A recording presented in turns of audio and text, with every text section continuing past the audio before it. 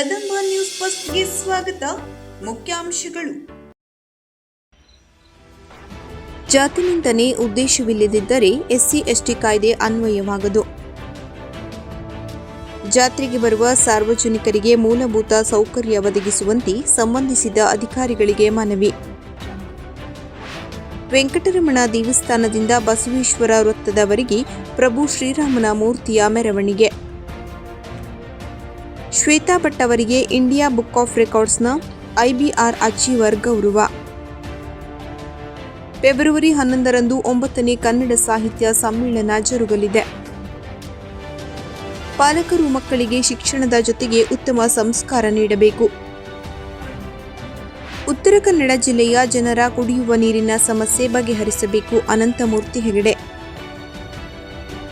ಇದೊಂದು ಅವಾಸ್ತವಿಕ ಯೋಜನೆ ಎಂದು ನಿವೃತ್ತ PWD ಇಂಜಿನಿಯರ್ VM ಭಟ್ ಆಗ್ರಹಿಸಿದರು. ಹಸಿರು ಭಟ್ಕಳ ಸಂಕಲ್ಪ INF ಗ್ರೀನ್ ಯೋಜನೆಗೆ ಸಚಿವ ಮಂಕಾಳ್ ವೈದ್ಯ ಚಾಲನೆ. ಸುಪ್ರೀಂ ಕೋರ್ಟ್ನ ನ್ಯಾಯಮೂರ್ತಿಗಳಾದ JB ಪರ್ದಿವಾಲಾ ಮತ್ತು ಅಲೋಕ್ ಅರಾಡೆ ಅವರಿದ್ದ ಪೀಠವು ಮಹತ್ವದ ತೀರ್ಪು ನೀಡಿದ್ದು, ಪರಿಶಿಷ್ಟ ಜಾತಿ ಮತ್ತು ಪರಿಶಿಷ್ಟ ಪಂಗಡಗಳ ಕಾಯ್ದೆ 1989ರ ಅಡಿಯಲ್ಲಿ ಕೇವಲ ನಿಂದನೀಯ ಭಾಷೆ ಅಥವಾ ಜಾತಿಯ ಹೆಸರನ್ನ ಉಲ್ಲೇಖಿಸಿದರೆ ಸಾಕಾಗುವುದಿಲ್ಲ ಎಂದು ಸ್ಪಷ್ಟಪಡಿಸಿದೆ.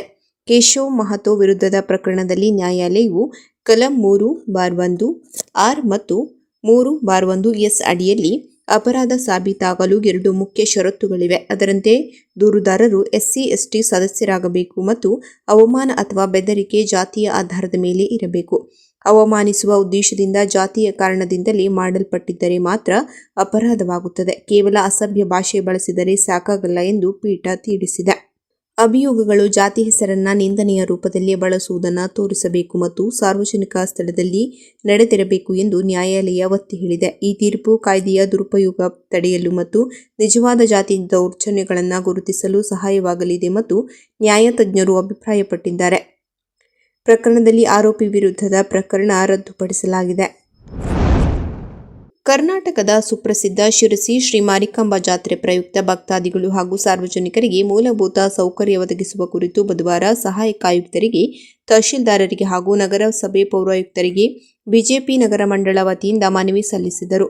ಈ ಸಂದರ್ಭದಲ್ಲಿ ಮಂಡಳ ಪ್ರಧಾನ ಕಾರ್ಯದರ್ಶಿ ನಾಗರಾಜ್ ನಾಯ್ಕ್, ಮಹಾಂತೇಶ್ ಹಾದಿಮನಿ, ಮಂಡಲ ಪದಾಧಿಕಾರಿಗಳು ಪ್ರಮುಖರಾದ ಶ್ರೀನಿವಾಸ್ ಹೆಬ್ಬಾರ್, ನಂದನ್ ಸಾಗರ್, ಶ್ರೀಕಾಂತ್ ನಾಯ್ಕ್, ಶರ್ಮಿಳಾ ಮಾದನಗೇರಿ, ರಮಾಕಾಂತ್ ಭಟ್, ರಾಘವೇಂದ್ರ ಶೆಟ್ಟಿ, ಡಾನಿ ಡಿಸೋಜಾ, ಶ್ರೀಕಾಂತ್ ಬಳ್ಳಾರಿ, ರಾಘವೇಂದ್ರ ಶೆಟ್ಟಿ, KHB, ನವೀನ್ ಶೆಟ್ಟಿ, RNT ರವಿ, ಮಾಜಿ ನಗರಸಭಾ ಸದಸ್ಯರುಗಳು ಹಾಗೂ ಮೋರ್ಚಾಧ್ಯಕ್ಷರು ಹಾಗೂ ಪದಾಧಿಕಾರಿಗಳು, ಬೂತ್ ಅಧ್ಯಕ್ಷರು ಹಾಗೂ ಸಮಸ್ತ ಕಾರ್ಯಕರ್ತರು ಉಪಸ್ಥಿತರಿದ್ದರು. ಅಯೋಧ್ಯೆಯಲ್ಲಿ ಪ್ರಭು ಶ್ರೀರಾಮನ ಮೂರ್ತಿ ಪ್ರತಿಷ್ಠಾಪನೆ ಮಾಡಿ ಇಂದಿಗೆ 2 ವರ್ಷ ಮುಗಿದು 3ನೇ ವರ್ಷ ಪಾದಾರ್ಪಣೆ ಹಿನ್ನೆಲೆಯಲ್ಲಿ ನಗರದ ಬಸವೇಶ್ವರ ವೃತ್ತದಲ್ಲಿ ಶ್ರೀರಾಮ ಸೇನೆ ಸಂಘಟನೆಯ ಅಡಿಯಲ್ಲಿ ವಿಜಯ್ ಮಿರಾಶಿ ಮುಂದಾಳತ್ವದಲ್ಲಿ ಶ್ರೀ ವೆಂಕಟರಮಣ ದೇವಸ್ಥಾನದಿಂದ ಬಸವೇಶ್ವರ ವೃತ್ತದವರೆಗೆ ಪ್ರಭು ಶ್ರೀರಾಮನ ಮೂರ್ತಿಯನ್ನು ಅತ್ಯಂತ ಸಂಭ್ರಮ ಸಡಗರದಿಂದ ಪೂಜಿಸಿ ಮೆರವಣಿಗೆ ಮಾಡಲಾಯಿತು. ನಂತರ ಶ್ರೀರಾಮ ಸೇನೆ ವತಿಯಿಂದ ಪ್ರಸಾದವನ್ನು ಸಾರ್ವಜನಿಕರಿಗೆ ವಿತರಣೆ ಮಾಡಲಾಯಿತು. ಈ ಸಂದರ್ಭದಲ್ಲಿ ಶ್ರೀರಾಮ ಸೇನೆಯ ಪದಾಧಿಕಾರಿಗಳಾದ ಮಂಜುನಾಥ್ ನಾಯ್ಕ್, ಸಂತೋಷ್ ನಾಯ್ಕ್ ಕೋಳಿಕೇರಿ, ಸತೀಶ್ ನಾಯ್ಕ್, ಅನಿಕೇತ್ ಮಿರಾಶಿ, ಪ್ರವೀಣ್ ಆಚಾರಿ, ಕೃಷ್ಣಾನಂದ್ ಪೈ, ಸಂತೋಷ್ ಕಾಮ್ರೇಕರ್, ಶಂಶುದ್ದೀನ್ ಮಾರ್ಕರ್, ನವೀನ್ ನಾಯ್ಕ್, ಚಂದನ್ ನಾಯ್ಕ್, ಮಣಿಕಂಠ್ ಬಳಗಾರ್, ರಾಜೇಶ್ ಮರಾಠಿ, ವಿಜು ಅಂಕೋಲೇಕರ್ ಉಪಸ್ಥಿತರಿದ್ದರು. ಮೂಲತಃ ಕಾನಸೂರಿನ ವಿದೂಷಿ ಶ್ವೇತಾ ಆರ್ ಭಟ್ ಅವರಿಗೆ ಇಂಡಿಯಾ ಬುಕ್ ಆಫ್ ರೆಕಾರ್ಡ್ಸ್ ವತಿಯಿಂದ IBR ಅಚೀವರ್ ಎಂಬ ಗೌರವಾನ್ವಿತ ಬಿರುದು ಲಭಿಸಿದೆ. ಶ್ವೇತಾ ಭಟ್ ಅವರು ಶ್ರವಣ ಮತ್ತು ಮಾತು ಅಸಮರ್ಥತೆಯಿರುವ ವಿಶೇಷ ಸಾಮರ್ಥ್ಯದ ವಿದ್ಯಾರ್ಥಿಗಳಿಗೆ ಭರತನಾಟ್ಯದ ಸಾಂಪ್ರದಾಯಿಕ ಏಕಾಂತ ಪ್ರದರ್ಶನವಾದ ರಂಗಪ್ರವೇಶ ಪ್ರಸ್ತುತಿ ಮತ್ತು ಯಶಸ್ವಿಯಾಗಿ ತರಬೇತಿ ನೀಡಿದ ವಿಶಿಷ್ಟ ಸಾಧನೆಗಾಗಿ ಈ ಗೌರವಕ್ಕೆ ಪಾತ್ರರಾಗಿದ್ದಾರೆ. ಈ ರಂಗಪ್ರವೇಶ ಕಾರ್ಯಕ್ರಮವು 2025ರ ನವೆಂಬರ್ 16ರಂದು ಚಿತ್ರದುರ್ಗದ GG ಸಮುದಾಯ ಭವನದಲ್ಲಿ ಯಶಸ್ವಿಯಾಗಿ ನೆರವೇರಿದ್ದು, ಇಂಡಿಯಾ ಬುಕ್ ಆಫ್ ರೆಕಾರ್ಡ್ಸ್ನ ಸಂಪಾದಕೀಯ ಮಂಡಳಿಯಿಂದ ನಡೆಸಲಾದ ಸವಿಸ್ತಾರ ಪರಿಶೀಲನೆಯ ನಂತರ ಈ ಸಾಧನೆಯನ್ನು 2025ರ ಡಿಸೆಂಬರ್ 10ರಂದು ಅಧಿಕೃತವಾಗಿ ದೃಢಪಡಿಸಲಾಗಿದೆ. ಶ್ವೇತಾ ಭಟ್ ಅವರ ಈ ಸಾಧನೆ ವಿಶೇಷ ಸಾಮರ್ಥ್ಯದ ಮಕ್ಕಳ ಕಲಾ ಶಿಕ್ಷಣಕ್ಕೆ ಹೊಸ ದಿಕ್ಕು ನೀಡಿದ್ದು, ಸಮಾಜಕ್ಕೆ ಪ್ರೇರಣೆಯಾದ ಸಾಧನೆಯಾಗಿದೆ. ಶ್ವೇತಾ ಭಟ್ ಅವರು ಕಾನಸೂರಿನ ರತ್ನಾಕರ್ ಭಟ್ ಹಾಗೂ ನಾಗರತ್ನ ದಂಪತಿಯ ಪುತ್ರಿಯಾಗಿದ್ದಾರೆ. ಶಿರಸಿ ತಾಲೂಕಿನ 9ನೇ ಕನ್ನಡ ಸಾಹಿತ್ಯ ಸಮ್ಮೇಳನ ಫೆಬ್ರವರಿ 11ರಂದು ನಗರದ ಬಣ್ಣದ ಮಠದ ಸಭಾಂಗಣದಲ್ಲಿ ಆಯೋಜಿಸಲಾಗಿದೆ. ಬುಧವಾರ ಶಿರಸಿ ಕನ್ನಡ ಸಾಹಿತ್ಯ ಪರಿಷತ್ ಅಧ್ಯಕ್ಷ ಜಿ. ಸುಬ್ರಾಯ ಭಟ್ಮಕ್ಕಳ ಹಾಗೂ ಕನ್ನಡ ಸಾಹಿತ್ಯ ಪರಿಷತ್ ಪದಾಧಿಕಾರಿಗಳು ಬಣ್ಣದ ಮಠಕ್ಕೆ ಭೇಟಿ ನೀಡಿ ಬಣ್ಣದ ಮಠದ ಶಿವಲಿಂಗ ಸ್ವಾಮಿಗಳಿಗೆ ಉದ್ಘಾಟಕರಾಗಿ ಬರಲು ಆಮಂತ್ರಿಸಿದರು. ಈ ಸಂದರ್ಭದಲ್ಲಿ ಕನ್ನಡ ಸಾಹಿತ್ಯ ಪರಿಷತ್ ಶಿರಸಿ ಘಟಕದ ಗೌರವ ಕೋಶಾಧ್ಯಕ್ಷ ವಿ.ಆರ್. ಹೆಗಡೆ ಮತ್ತಿಘಟ್ಟ, ಗೌರವ ಕಾರ್ಯದರ್ಶಿ ವಾಸುದೇವ್ ಶಾನುಭಾಗ್, ಕಾರ್ಯಕಾರಿಣಿ ಸದಸ್ಯರಾದ ಡಿ. ಬಂಗಾರಪ್ಪ, ಕೃಷ್ಣ ಪದಕಿ, ವಿಮಲಾ ಭಾಗವತ್, ರಾಜೇಶ್ ದೇಶಬಾಗ್, ಆರ್.ಡಿ. ಹೆಗಡೆ ಅಲ್ಮನಿ, ಕೇಶವ್ ಪಾಲೇಕರ್, ಬಣ್ಣದ ಮಠದ ವ್ಯವಸ್ಥಾಪಕ ಎಸ್.ಬಿ. ಹಿರೇಮಠ್ ಹಾಜರಿದ್ದರು. ಪಾಲಕರು ಮಕ್ಕಳಿಗೆ ಶಿಕ್ಷಣದ ಜೊತೆಗೆ ಮನೆಯಲ್ಲಿ ಉತ್ತಮ ಸಂಸ್ಕಾರ ನೀಡಬೇಕು ಮತ್ತು ಅಪ್ರಾಪ್ತ ಮಕ್ಕಳಿಗೆ ವಾಹನ ಚಲಾಯಿಸಲು ರಸ್ತೆಯಲ್ಲಿ ಬಿಡುವುದರಿಂದ ಅಪಘಾತ ಸಂಭವಿಸಿದಾಗ ಅವರ ಸಂಪೂರ್ಣ ಜವಾಬ್ದಾರಿ ಪಾಲಕರೇ ನೋಡಿಕೊಳ್ಳಬೇಕಾಗುತ್ತದೆ ಎಂದು ನ್ಯಾಯಾಧೀಶರಾದ ಶಾರದಾ ದೇವಿ ಸಿ. ಹಟ್ಟಿ ಪಾಲಕರಿಗೆ ಕರೆ ನೀಡಿದರು. ಸಾರಿಗೆ ಇಲಾಖೆ, ತಾಲೂಕು ಕಾನೂನು ಸೇವಾ ಸಮಿತಿ, ತಾಲೂಕು ಆಡಳಿತ, ಪೊಲೀಸ್ ಇಲಾಖೆ, lorry, maxi cab, auto rickshaw ಚಾಲಕರ ಮಾಲೀಕರ ಸಂಘ ಹಾಗೂ ಪ್ರಾದೇಶಿಕ ಸಾರಿಗೆ ಅಧಿಕಾರಿಗಳ ಕಚೇರಿ ಇವರ ಆಶ್ರಯದಲ್ಲಿ 37ನೇ ರಾಷ್ಟ್ರೀಯ ರಸ್ತೆ ಸುರಕ್ಷತಾ ಮಾಸಾಚರಣೆ 2026 lorry, maxi cab, auto rickshaw ಚಾಲಕ ಮಾಲಕರಿಗೆ ರಸ್ತೆ ಸುರಕ್ಷಾ ಜೀವನ ಶ್ರೀರಕ್ಷೆ ಜಾಗೃತಿ ಕುರಿತು ನಗರದ ಪ್ರಾದೇಶಿಕ ಸಾರಿಗೆ ಅಧಿಕಾರಿಗಳ ಕಚೇರಿ ಆವರಣದಲ್ಲಿ ಹಮ್ಮಿಕೊಳ್ಳಲಾಗಿತ್ತು. ಅವರು ಜನವರಿ 22ರಂದು 37ನೇ ರಾಷ್ಟ್ರೀಯ ರಸ್ತೆ ಸುರಕ್ಷತಾ ಮಾಸಾಚರಣೆ ಕಾರ್ಯಕ್ರಮ ಉದ್ಘಾಟಿಸಿ ಕಾರ್ಯಕ್ರಮ ಉದ್ದೇಶಿಸಿ ಗುರುವಾರ ಮಾತನಾಡಿದರು. ಈ ಸಂದರ್ಭದಲ್ಲಿ ನ್ಯಾಯಾಧೀಶರಾದ Altaf Hussain Saab, RTO Mallikarjun Kapparada, DYSP Shrimati Geeta Patil, RTO inspector Shrimati Pooja Naik, ಅಧಿಕಾರಿ ಮಹಾಂತೇಶ್, ನಿವೃತ್ತ ಆರ್ಟಿಒಗಳಾದ CD Naik, GS Hegde, inner wheel club ಅಧ್ಯಕ್ಷೆ Shrimati Vidya P Naik, lions club ಅಧ್ಯಕ್ಷ ಗುರುರಾಜ್ ಹೊನ್ನಾವರ, ಅನಿಲ್ ಕರಿ, ಟ್ರಾಫಿಕ್ ಪಿಎಸ್ಐ ದೇವೇಂದ್ರ ನಾಯ್ಕ್ ಸೇರಿದಂತೆ ಲಾರಿ, ಆಟೋ ಮಾಲಕರು ಹಾಗೂ ಚಾಲಕರು ಹಾಗೂ ಸಾರ್ವಜನಿಕರು ಉಪಸ್ಥಿತರಿದ್ದರು. ಉತ್ತರ ಕನ್ನಡ ಜಿಲ್ಲೆಯ ಜನರ ಕುಡಿಯುವ ನೀರಿನ ಸಮಸ್ಯೆ ಬಗೆಹರಿಸಬೇಕು. ಕಳೆದ ಹಲವು ದಿನಗಳಿಂದ ಹಾವೇರಿ ಜಿಲ್ಲೆಗೆ ಬೇಡ್ತಿ ಅಘನಾಶಿನಿ ಕುಡಿಯುವ ನೀರಿನ ಯೋಜನೆ ಸಲುವಾಗಿ ಹಲವಾರು ಚರ್ಚೆಗಳು ಮತ್ತು ಹೋರಾಟಗಳು ಆಯಾ ಜಿಲ್ಲೆಯಲ್ಲಿ ನಡೆಯುತ್ತಿವೆ. ಹಾವೇರಿ ಜಿಲ್ಲೆಯವರು ನದಿ ಜೋಡಣೆ ಯೋಜನೆ ಬೇಕು ಎಂದು ಹೋರಾಟ ಮಾಡುತ್ತಿದ್ದಾರೆ. ಅದೇ ರೀತಿ ಉತ್ತರ ಕನ್ನಡ ಜಿಲ್ಲೆಯವರು ಈ ಯೋಜನೆಯನ್ನ ವಿರೋಧಿಸಿ ಹೋರಾಟ ಮಾಡುತ್ತಿದ್ದಾರೆ ಎಂದು ಬಿಜೆಪಿ ಮುಖಂಡ ಅನಂತಮೂರ್ತಿ ಹೆಗಡೆ ನಗರದ ಮಧುವನ ಹೋಟೆಲ್ನಲ್ಲಿ ಸುದ್ದಿಗೋಷ್ಠಿ ನಡೆಸಿ ಮಾತನಾಡಿದರು. ಅಲ್ಲದೆ ಈ ಬೇಡ್ತಿ ಅಘನಾಶಿನಿ ಲಿಂಕ್ ಪ್ರಾಜೆಕ್ಟ್ ಇದು ನೀರಾವರಿ ಹಾಗೂ ಕೈಗಾರಿಕೆ ದೃಷ್ಟಿಯಿಂದ ನೀರು ಕೇಳುತ್ತಿದ್ದಾರೆ. ಇದು ಖಂಡಿತ ಸಾಧ್ಯವಿಲ್ಲ. ಈಗಾಗಲೇ ಬಯಲು ಸೀಮೆ ಪ್ರದೇಶದಲ್ಲಿ ಸಾಕಷ್ಟು ಇರಿಗೇಷನ್ ಯೋಜನೆಗಳು ಜಾರಿಯಾಗಿವೆ. ಆದರೆ ನಮ್ಮ ಉತ್ತರ ಕನ್ನಡ ಜಿಲ್ಲೆಯಲ್ಲಿ ಯಾವುದೇ ಇರಿಗೇಷನ್ ಹೊಂದಿಲ್ಲ. ಈ ಕಾರಣದಿಂದ ಜಿಲ್ಲೆಯ ಅಸ್ಮಿತೆ ದೃಷ್ಟಿಯಿಂದ ಎಲ್ಲ ಜನಪ್ರತಿನಿಧಿಗಳು ಭಾಗವಹಿಸಿ ಎಲ್ಲರೂ ಈ ಹೋರಾಟಕ್ಕೆ ಕೈಜೋಡಿಸಬೇಕು ಎಂದು ಹೇಳಿದರು. ಅವತ್ತಿನ ಯಾರ ಸಚಿವರಾಗಿ ಅವ್ರ ಬಗ್ಗೆ ಹೇಳ್ಬೋದಾಗಿತ್ತು, ಹೆಬ್ಬಾರ್ ಬಗ್ಗೆ ಹೇಳ್ಬೋದಾಗಿತ್ತು, ಹೆಬ್ಬಾರ್ ಕ್ಯಾಬಿನೆಟ್ ಸಚಿವರಾಗಿದ್ದರು ಅವ್ರ ಬಗ್ಗೆ ಹೇಳ್ಬೋದಾಗಿತ್ತು, ಹೇಳಿಲ್ಲ. ಅಂದ್ರೆ ಅವರು ನಿಮ್ ಕಡೆಗಿದ್ದಾರೆ, ಕಾಗೇರವರು ಬೇರೆ ಪಕ್ಷದಿದ್ದಾರೆ ಅನ್ನೋ ಕಾರಣಕ್ಕೆ ನೀವು ಹೇಳ್ತಾ ಇದ್ದೀರಾ ಅನ್ನೋದು ಕೂಡ ಎಲ್ಲ ಸಂಶಯ ಬರ್ತಾ ಇದೆ. ಅದು ಮಾಡದೆ ಗುರುಗಳ ಆದೇಶ ಸ್ವೀಕಾರ ಮಾಡಿ ಎಲ್ಲರೂ ಕೂಡ ಒಗ್ಗಟ್ಟಾಗಬೇಕು ಅಂತ ಅವತ್ತು ಹೇಳಿದೆ. ಇನ್ಮೇಲೆ ಒಗ್ಗಟ್ಟಾಗೋಗ್ತೀವಿ. ಆದ್ರೆ ಇತ್ತೀಚೆಗೆ ಬೆಳವಣಿಗೆ ತಾವೇನ್ ಮಾಡ್ತಾ ಇದ್ದೀವಿ, ಮೊದಲ ಬಂದ ದಿನ ಅದೇ ಮಾತು. ಸೆಂಟ್ರಲ್ ಗೌರ್ಮೆಂಟ್ ಅವ್ರು ಹೇಳಿದ್ರೆ ನಾನು ಇದನ್ನ 10 ನಿಮಿಷಕ್ಕೆ ನಿಲ್ಲಿಸಬಹುದು, ಸೆಂಟ್ರಲ್ ಗೌರ್ಮೆಂಟ್ ಅವ್ರು ಹೇಳಿದ್ರೆ ನಿಲ್ಲಿಸಬಹುದು, ಸೆಂಟ್ರಲ್ ಗೌರ್ಮೆಂಟ್ 90 ನಮ್ 10. ನೋಡಿ ಇಲ್ಲೇ ಒಂದು ಡಾಕ್ಯುಮೆಂಟ್ ಇದೆ ನಮ್ಮ ಹತ್ರ. ಈ ಸೆಂಟ್ರಲ್ ಗೌರ್ಮೆಂಟ್ 10 90 ಅಂತ ಹೇಳ್ತಾರ ನೋಡಿ. ಇಂಟರ್ಸ್ಟೇಟ್ ಅಂಡ್ ಇಂಟರ್ನ್ಯಾಷನಲ್ ಆಸ್ಪೆಕ್ಟ್ಸ್ ಅಂತ ಇದೆ. ಇಲ್ಲಿ ನೋಡಿ ಬಿ ಪ್ಯಾರಾ ನಂಬರ್ 3 ಬಿ ಇದೆ. Sharing cost, entire cost to be borne by Karnataka. ಇಲ್ಲಿ ನೋಡಿ ನಾನೇನು ಕ್ರಿಯೇಟ್ ಮಾಡಿರೋದಲ್ಲ, ನೀವೇ ನೋಡ್ಬೋದು. ಗೌರ್ಮೆಂಟ್ ವೆಬ್ಸೈಟಿಗೆ ಹೋದ್ರೆ ನೀವೇ ನೋಡ್ಬೋದು. ಮುಂದೆ ಹಣ ಬರ್ಬೋದು, ಸೆಂಟ್ರಲ್ ಗೌರ್ಮೆಂಟ್ ಪ್ರಾಜೆಕ್ಟ್ ಇದು, ಮುಂದೆ ಹಣ ಬರ್ಬೋದು. ಆದ್ರೆ ಇನಿಷಿಯಲ್ ಎಲ್ಲ ಹಣವನ್ನು ಕೂಡ ಇವರೇ ಪೇಮೆಂಟ್ ಮಾಡ್ತಾ ಇದ್ದಾರೆ. ಇದು ನೀವೇ ನೋಡ್ಬೋದು, ಆ ವೆಬ್ಸೈಟಿಗೆ ಹೋಗಿ ನೀವೇ ನೋಡ್ಬೋದು. 90 ಬಂದು 10 90 10 ಹಾಗಿಲ್ಲ. ಒಂದು ಹೇಳ್ತೇನೆ, ತಮಗೆಲ್ಲ ಗೊತ್ತಿರ್ತದೆ, ತಾವೆಲ್ಲ ಪ್ರಬುದ್ಧರಿದ್ದೀರಿ. ಏನ್ ಹೇಳಿಕ್ಕೆ ಇಚ್ಛೆ ಪಡ್ತೀನಿ, ಯಾವ ಯೋಜನೆ ಕೂಡ ಕೇಂದ್ರ ಸರ್ಕಾರದವರು ನೇರವಾಗಿ ಇಂಪ್ಲಿಮೆಂಟ್ ಮಾಡೋದಿಲ್ಲ. ಅವರು ಫೀಸಿಬಲ್ ರಿಪೋರ್ಟ್ ಅಂತ ಮಾಡಿ ಕೊಟ್ಟಿರ್ತಾರೆ, ಅದನ್ನ ರಾಜ್ಯ ಸರ್ಕಾರ ಮಾಡಬೇಕು. ಆಯ್ತು, 2021 ಬಜೆಟ್ ಅಲ್ಲಿ ಬಂತು ಅಂತ ಹೇಳಿದ್ರಲ್ಲ, ಬಜೆಟ್ ಕೇಂದ್ರ ಸರ್ಕಾರ ಬಜೆಟ್, ರಾಜ್ಯ ಸರ್ಕಾರದ ಬಜೆಟ್, ಅದು ರಾಜ್ಯ ಸರ್ಕಾರದ ಬಜೆಟ್. ಅಂದ್ರೆ ಅರ್ಥ ಏನು ಅಂದ್ರೆ, ಇದನ್ನು ಇಂಪ್ಲಿಮೆಂಟ್ ಮಾಡೋರು ಪ್ರಸ್ತಾವ ಎಲ್ಲಿಂದ ಕಳಿಸೋ ರಾಜ್ಯ ಸರ್ಕಾರದವರೇ. ಆ 2 ವರ್ಷದಲ್ಲಿ ಇದೆಲ್ಲೂ ಕೂಡ ನಮ್ಮ ವಿಶ್ವೇಶ್ವರಯ್ಯ ಕಾಗೇರಿ ದಿವಸ ಕೂಡ ಎಲ್ಲೂ ಕೂಡ ಇದ್ರ ಬಗ್ಗೆ ಚಕಾರನೇ ಇಲ್ಲ. ಬಜೆಟ್ ಚರ್ಚೆನೇ ಆಗಿಲ್ಲ ಈ ವಿಷಯ, ಏನೂ ಆಗದೆ ರೀತಿಯಲ್ಲಿ ಸಾಹೇಬ್ ನೋಡ್ಕೊಂಡಿದ್ದಾರೆ. ಈಗ ಈ 2 ವರ್ಷದಲ್ಲಿ ಇದನ್ನು ಇವರು ಎತ್ತಿ ಹಾಕಿದ್ದಾರೆ, ಎತ್ಕೊಂಡಿದ್ರ ಬಗ್ಗೆ ಬೇಕಾದನ್ನೆಲ್ಲ ಮಾಡ್ತಾ ಇದ್ದಾರೆ. ಇದು ಬಜೆಟ್ ಅಲ್ಲಿ ಉಲ್ಲೇಖ ಆಗಿತ್ತು ಅಂತ ಹೇಳ್ತಾರೆ. ಆಯ್ತು ಸ್ವಾಮಿ, ಸಿರ್ಸಿ ಆಸ್ಪತ್ರೆಗೆ ಈಗ ಇಷ್ಟು ವರ್ಷ ಆಯ್ತು, ಸಿರ್ಸಿ ಆಸ್ಪತ್ರೆಗೆ 2.5 ವರ್ಷ ಆಯ್ತು. ಅವ್ರು 342 ಕೋಟಿ ತಂದಿಟ್ಟಿದ್ರು. ಆ ಬಿಲ್ಡಿಂಗ್ ಆಗ್ತಾ ಇದೆ ವಿನಃ ನಾನೇ ಹಲವಾರು ಬಾರಿ ಪ್ರೆಸ್ ಮೀಟ್ ಮಾಡಿದೆ, ಹೋರಾಟವನ್ನು ಮಾಡಿದೆ. ಎಕ್ವಿಪ್ಮೆಂಟ್ ಹಣ ಕೊಡಿ ಅಂತ, ನೀವು ಕೊಟ್ಟಿಲ್ಲ. ಪರಿಸರ ವಿಶ್ವವಿದ್ಯಾಲಯ ಘೋಷಣೆ ಇತ್ತು ಬೊಮ್ಮಾಯಿ ಬಜೆಟ್ ಅಲ್ಲಿ, ಸುಮಾರು 200 ಕೋಟಿ ರೂಪಾಯಿ ಇತ್ತು. ಇಲ್ಲ, ಈ ಬಜೆಟ್ ಅಲ್ಲಿ ನಿಮಗೂ ಬೇಕಾಗಿ ಒಳ್ಳೆದನ್ನು ಮಾಡಲ್ಲ, ಪರಿಸರ ಹಾಳಾಗುವಂಥದ್ದೆಲ್ಲ ನೀವು ಮಾಡ್ತೀರಿ. ನಿಮ್ಮ ಉದ್ದೇಶ ಏನಿದೆ? ಆಮೇಲೆ ಅದಾಯ್ತು, ಕುಮಟಾದಲ್ಲಿ ಆಸ್ಪತ್ರೆಗೆ ಅಡಿಗಲ್ ಹಾಕಿದ್ರು, ಆರೋಗ್ಯ ಸಚಿವರು ಬಂದು ಅದು ಉಲ್ಲೇಖ, ಅದು ಇಲ್ಲ. ಅಂದ್ರೆ ನಿಮ್ಗೆ ಒಳ್ಳೆಯದನ್ನು ಯಾವುದು ಕೂಡ ಮಾಡಲ್ಲ, ಜನಕ್ಕೆ ತೊಂದರೆ ಆಗೋದು ನೀವು ಮಾಡ್ತೀರಿ. ಏನು ಹೇಳೋಣ, ಶರಾವತಿ ಪಂಕ್ಷ ನೀವು ಮಾಡ್ತೇನೆ ಅಂತ ಹೇಳ್ತೀರಿ, ಆಮೇಲೆ ಈ ಬೇಡ್ತಿ ವರದಾ ಮಾಡ್ತೇನೆ ಅಂತೀರಿ. ಹಿಂಗೆಲ್ಲವನ್ನೂ ಕೂಡ ನಿಮ್ಗೆ ಅನುಕೂಲವಾಗಿದ್ನೆಲ್ಲ ಕೇಂದ್ರ ಸರ್ಕಾರ ಅಂತ ಹೇಳಿ 90-10 ಅಂತ ಹೇಳೋದು. ಕೇಂದ್ರ ಸರ್ಕಾರ ನೀವು ಮಾಡಿ ಅಂತ ಕೇಳೇ ಇಲ್ಲ. ಅವ್ರು ಹೇಳಿ ಯಾವುದೋ ಕಾಲದಲ್ಲಿ ಇದು ರಿಪೋರ್ಟ್ ಇರ್ತೇ ವಿನಃ ಕಾಲಕ್ಕೆ ರಾಜ್ಯ ಸರ್ಕಾರ ಮಾಡಿ ಅವ್ರಿಗೆ ಕೊಡ್ತಾ ಬರ್ಬೇಕೇ ವಿನಃ ಕೇಂದ್ರ ಸರ್ಕಾರದ ಒಂದು ಮಾಡಿ ಅಂತ ಎಲ್ಲೂ ಕೂಡ ಹೇಳೋದಿಲ್ಲ. ಯಾವುದೇ ಯೋಜನೆ ಆದರೂ ಕೂಡ ನೇರವಾಗಿ ಕೇಂದ್ರ ಸರ್ಕಾರ ಬರೋದಿಲ್ಲ. ರಾಜ್ಯ ಸರ್ಕಾರ ಬೇಕಾದಂತಹ ಎಲ್ಲ ಡಾಕ್ಯುಮೆಂಟೇಶನ್ ವರ್ಕ್ ಇರ್ಬೋದು, ಲ್ಯಾಂಡ್ ಅಕ್ವಿಸಿಷನ್ ಇರ್ಬೋದು, ಎಲ್ಲವನ್ನೂ ಕೂಡ ರಾಜ್ಯ ಸರ್ಕಾರ ಮಾಡಿಕೊಟ್ರು ಮಾತ್ರ ಬರ್ತದೆ. ಇವ್ರು ಬೇಡ ಅಂತಂದ್ರೆ, ಇವ್ರು ಮಾಡ್ಕೊಟ್ಟಿಲ್ಲ ಅಂದ್ರೆ ಆಗೋದಿಲ್ಲ.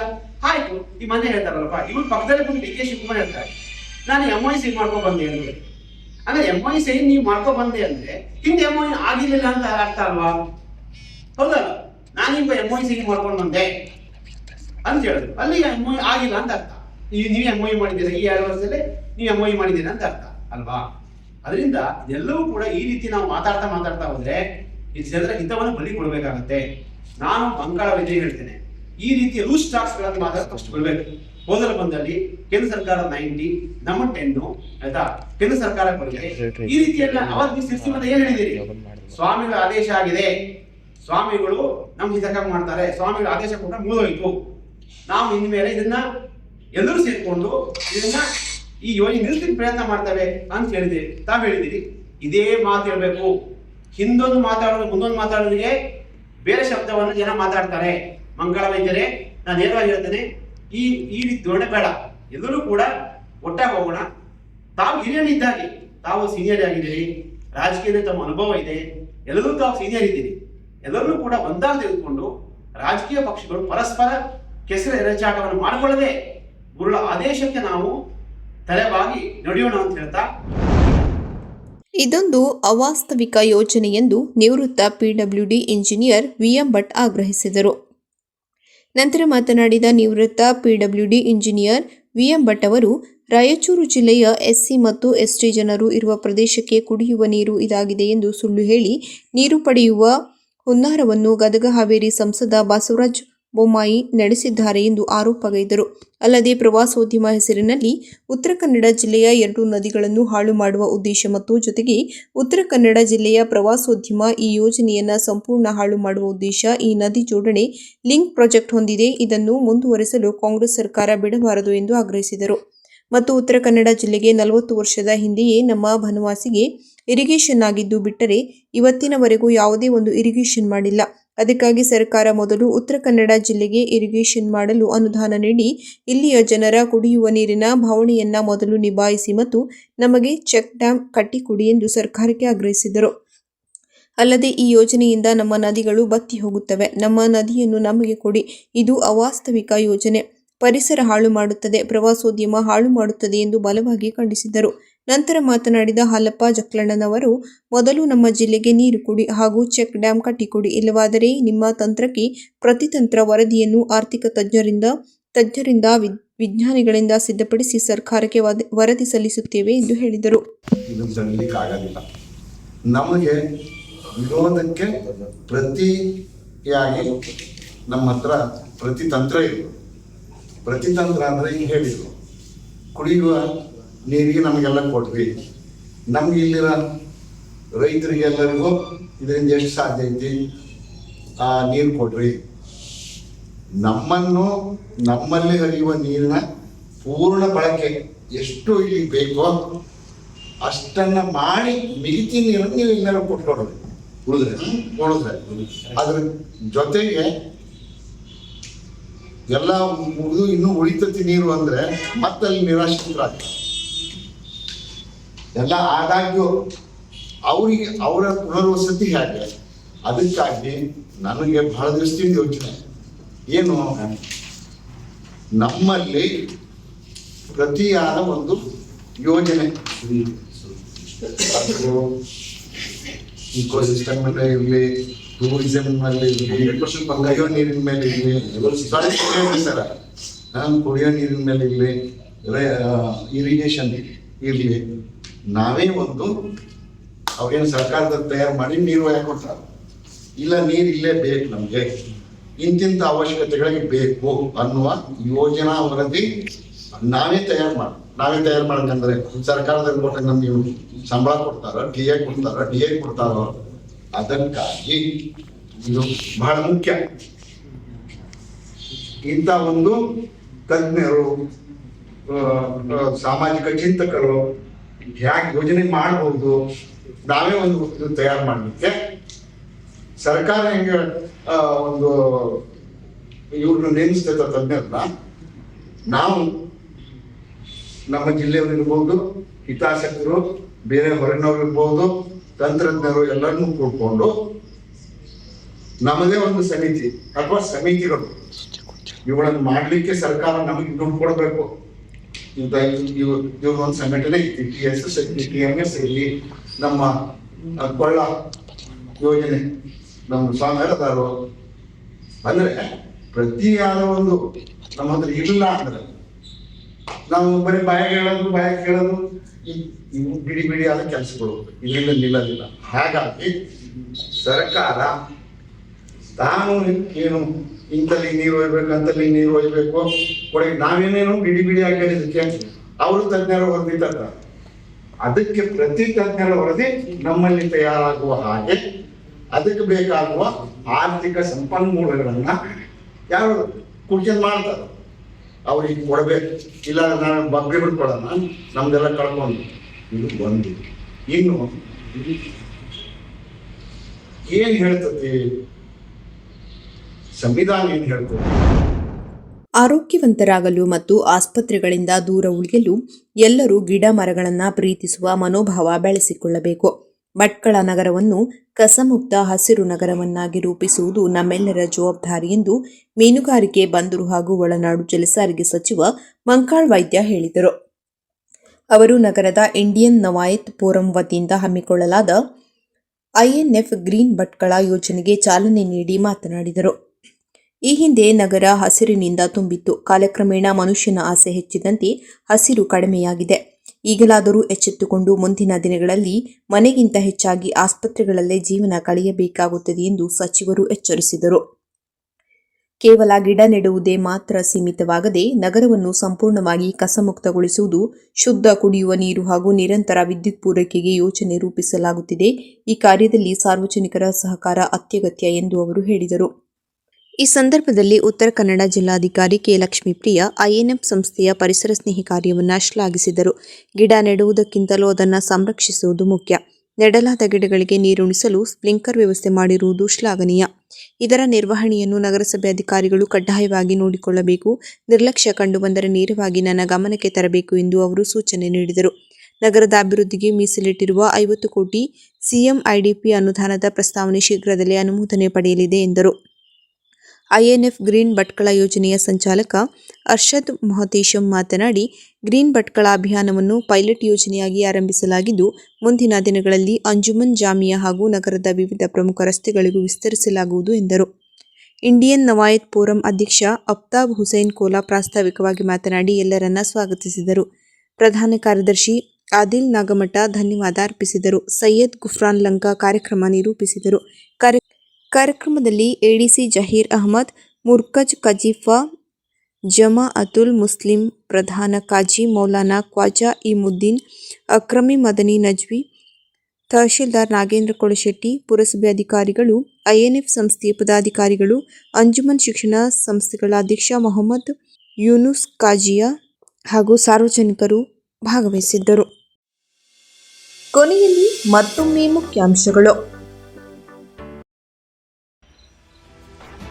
ಜಾತಿ ನಿಂದನೆ ಉದ್ದೇಶವಿಲ್ಲದಿದ್ದರೆ ಎಸ್ಸಿ/ಎಸ್ಟಿ ಕಾಯ್ದೆ ಅನ್ವಯವಾಗದು. ಜಾತ್ರೆಗೆ ಬರುವ ಸಾರ್ವಜನಿಕರಿಗೆ ಮೂಲಭೂತ ಸೌಕರ್ಯ ಒದಗಿಸುವಂತೆ ಸಂಬಂಧಿಸಿದ ಅಧಿಕಾರಿಗಳಿಗೆ ಮನವಿ. ವೆಂಕಟರಮಣ ದೇವಸ್ಥಾನದಿಂದ ಬಸವೇಶ್ವರ ವೃತ್ತದವರೆಗೆ ಪ್ರಭು ಶ್ರೀರಾಮನ ಮೂರ್ತಿಯ ಮೆರವಣಿಗೆ. ಶ್ವೇತಾ ಭಟ್ ಅವರಿಗೆ ಇಂಡಿಯಾ ಬುಕ್ ಆಫ್ ರೆಕಾರ್ಡ್ಸ್ನ IBR ಅಚೀವರ್ ಗೌರವ. ಫೆಬ್ರವರಿ 11ರಂದು 9ನೇ ಕನ್ನಡ ಸಾಹಿತ್ಯ ಸಮ್ಮೇಳನ ಜರುಗಲಿದೆ. ಪಾಲಕರು ಮಕ್ಕಳಿಗೆ ಶಿಕ್ಷಣದ ಜೊತೆಗೆ ಉತ್ತಮ ಸಂಸ್ಕಾರ ನೀಡಬೇಕು. ಉತ್ತರ ಕನ್ನಡ ಜಿಲ್ಲೆಯ ಜನರ ಕುಡಿಯುವ ನೀರಿನ ಸಮಸ್ಯೆ ಬಗೆಹರಿಸಬೇಕು. ಅನಂತಮೂರ್ತಿ ಹೆಗಡೆ.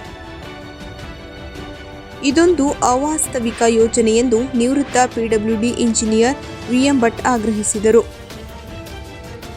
ಹಸಿರು ಭಟ್ಕಳ ಸಂಕಲ್ಪ INF ಗ್ರೀನ್ ಯೋಜನೆಗೆ ಸಚಿವ ಮಂಕಾಳ್ ವೈದ್ಯ ಚಾಲನೆ.